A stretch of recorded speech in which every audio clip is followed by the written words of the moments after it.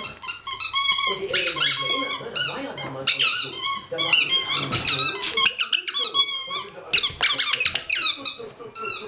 Ich bin ja zunehmend froh, dass in Zeitungen unter Politikern die Partei steht. Silber! Denn nicht für mich, sondern für die Politiker. Viele erfahren es aus der Zeitung, welche Partei sie sind. Ja? Ich bin in der FDP, wie unangenehm. Ja? So unterschiedlich sind die Zeiten. Und da muss ich als Vater eine politische Beschränkung verhandeln.